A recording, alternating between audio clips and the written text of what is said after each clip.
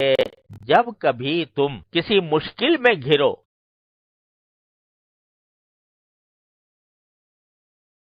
جب کبھی تم کسی مشکل میں گھرو، کوئی پریشانی لاحق ہو، کوئی راستہ نظر نہ آ رہا ہو، تو اس طرح مانگو جیسے اصحاب کہف، ربنا آتنا من لدنک رحمتا وہیئ لنا من امرنا رشدا، یہ مانگو تو ایسے ہماری قدرت کے معجزے تمہیں نظر آئیں گے۔ اگر تم نے ڈھنگ سے مانگا، اگر تم نے اہتمام سے مانگا، سوچ سمجھ کر مانگا، تو پھر ایسے تمہیں ہماری قدرت کے اور رحمت کے ایسے معجزے نظر آئیں گے جو تمہیں عجیب لگیں گے، لیکن ہمارے لیے کوئی عجیب، جو کوئی مشکل پیش یہ مانگو۔ اب آج کل لوگ کہتے ہیں کہ بھئی اس دور کے اندر دین کے اوپر مکمل عمل کرنا جو ہے بڑا مشکل ہو گیا، ماحول خراب ہے، چاروں طرف فسق و فجور کی آگ بھڑکی ہوئی ہے، طوفان گرم ہے، جھوٹ کا، غیبت کا، بہتانوں کا، اور لوگوں کو ایذا پہنچانے کا، اور عریانی کا، فحاشی کا، بد نظری کا طوفان ہے۔ اب لوگ کہتے ہیں کہ بھئی ہم کیسے بچیں اس سے۔ بعض لوگ کہتے ہیں کہ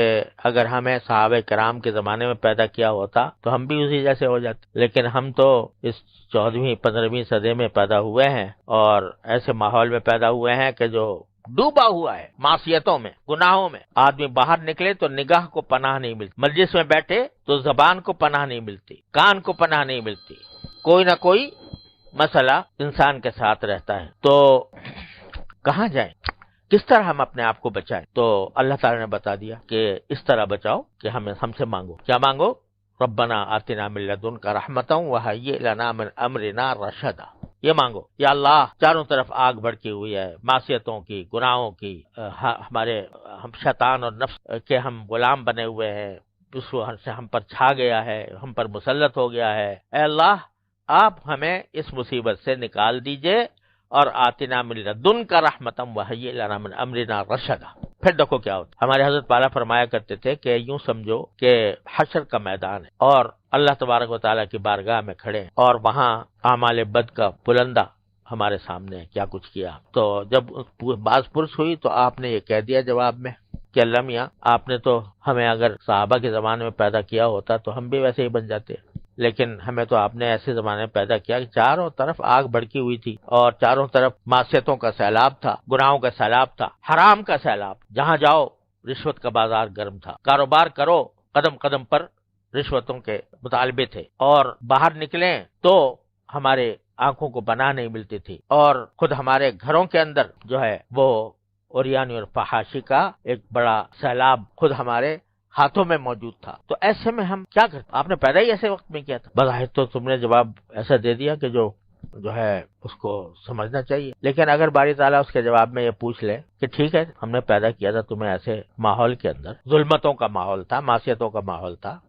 لیکن کیا کبھی ہم سے مانگا تم نے؟ کیا تم نے کبھی ہم سے مانگا کہ یا اللہ، یہ چاروں طرف یہ آگ بھڑکی ہوئی ہے، اس سے ہمیں نکال دیجئے؟ تم سے گناہ اگر چھوٹ نہیں رہا تھا تو ہم سے مانگتے نا کہ یا اللہ چھوٹ نہیں رہا، چھڑوا دیجئے، اور عزم کے ساتھ مانگتے کہ یہ چھڑوا دیجئے، اور ہمیں اپنا تابع فرمان بنا لیجئے، ہمیں اتباع سنت کی توفیق عطا فرمائیے۔ یہ مانگتے نا ہم سے، مانگا کہ اگر مانگا تو بے شک تمہارا عذر جو ہے وہ ٹھیک ہے کہ ہم نے تو آپ سے مانگا بھی تھا، آپ نے دیا ہی نہیں، لیکن ہم سے مانگا کب؟ اگر مانگتے اور اگر ہم نہ بھی دیتے تو تمہارے لیے ایک عذر تھا، تمہیں پھر بھی ہم جنت میں داخل کر دیں، لیکن جب تم نے ہم سے مانگا ہی نہیں، جبکہ ہم بار بار کہہ رہے تھے کہ ان اللہ علی کل شیء قدیر، ان اللہ علی کل شیء قدیر، کوئی چیز ہم سے بعید نہیں تھی، کوئی چیز ہم سے عجیب نہیں تھی، اور پھر بھی تم نے ہم سے نہیں مانگا، تو بتاؤ اس کا کیا جواب ہے؟ تو اس سے معلوم ہوا کہ آدمی اگر کوئی گناہ چھوڑ نہیں پا رہا ہے، اپنے آپ کو مجبور سمجھ رہا ہے، مجبور حقیقتا نہیں ہوتا لیکن نفس اس کو مجبور قرار دیتا ہے، تو کم از کم اللہ تبارک و تعالیٰ سے یہ مانگتا تو رہے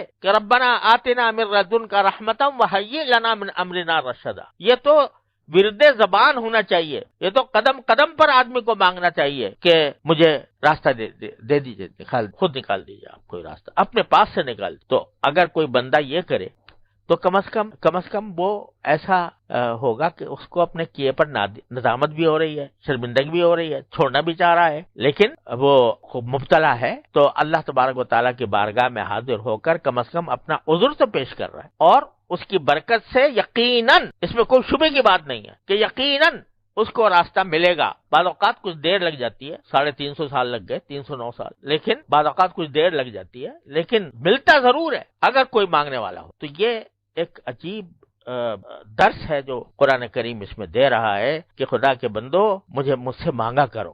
مانگنا بڑی عجیب. اور اللہ تعالیٰ نے یہ ایسا رکھا ہے، قرآن شریف اگر پڑھو تو یہ شرط ہے کہ بھئی وضو کے ساتھ ہاتھ لگاؤ، بغیر وضو کے قرآن شریف کو ہاتھ نہیں لگا سکتے. جنابت کی حالت میں پڑھ بھی نہیں سکتے. اگر حالت جنابت ہے یا عورتیں اپنی خاص حیض کی حالت میں ہیں تو تلاوت نہیں کر سکتی قرآن کریم. لیکن دعا ایسی چیز ہے، اس کے لیے کوئی شرط نہیں، نہ وضو شرط، نہ طہارت صغرا شرط، نہ طہارت کبرا شرط، نہ کوئی ایسی بات کہ جو آدمی کے میلا کچالا بیٹھا ہے اور کپڑے بھی اتارے ہوئے ہیں، یعنی اوپر کے جس کے ذریعے دوسروں کے سامنے نہیں جا سکتا، ایسا بنیان پہنے پڑا ہوا ہے، بنیان اور لنگی پہنے ہوئے، اس میں نماز پڑھنا تو مکروہ ہے. اور اس حالت میں قرآن کریم کی تلاوت بھی کراہت سے خالی نہیں. لیکن دعا ایسی چیز ہے، کہتے ہیں مانگو، چلو تم ننگے سے ہی، تم کسی حالت میں صحیح دعا مانگ لو، اس کا راستہ کھلا ہوا ہے، چوپٹ. لہذا وہ ایسی چیز ہے کہ بندہ اس کو پلے باندھے اور ایسا کچھ بن جائے کہ ہر وقت اللہ تعالیٰ سے کچھ نہ کچھ مانگ رہا ہو، چاہے دل ہی دل میں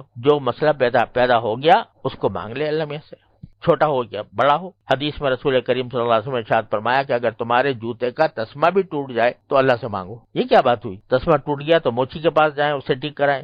کہتے وہاں بعد میں جانا، پہلے اللہ سے مانگ لینا، اللہ سے مانگ لینا. یہ اللہ کے ساتھ تعلق پیدا کرنے کا، اس کو مضبوط کرنے کا اس سے زیادہ قریب کا راستہ کوئی اور نہیں ہے جتنا اس سے مانگے. حضرت ثانوی رحمۃ اللہ علیہ فرماتے ہیں کہ کم از کم ایسے تو ہو جاؤ کہ جیسے ایک بچہ ہوتا ہے، وہ اس کے لیے جو کچھ ہے کائنات اس کی ماں ہے، تو جہاں کوئی مسئلہ پیش آیا فوراً امی کے پکارے گا. کوئی باہر کھیل رہا ہے اور کسی بچے نے ستا دیا تو وہیں سے امی کر کے پکارے گا، حالانکہ پتا ہے کہ وہاں امی ہے نہیں بیچاری، وہ گھر میں کہیں مصروف ہے، لیکن پکارے گا امی. تو حضرت فرماتے ہیں کم از کم ایسے تو بن جاؤ جیسے ایک بچہ اپنے ماں کے ساتھ تعلق رکھتا ہے کہ جو کوئی مسئلہ پیش آئے، چھوٹا ہو یا بڑا ہو، وہ اس سے اللہ تعالیٰ سے مانگنے کی عادت ڈالو کہ ہر وقت کچھ نہ کچھ اللہ تعالیٰ سے مانگ رہے ہو. اور خاص طور پر بہت سے کام ایسے ہوتے ہیں گناہ کے کہ اچھا خاصا نمازی آدمی ہے، روزے دار ہے، متشرع ہے اور نماز باجماعت کا پابند ہے، سبھی کچھ ہے، لیکن کسی ایک خفیہ گناہ میں اس طرح مبتلا ہے کہ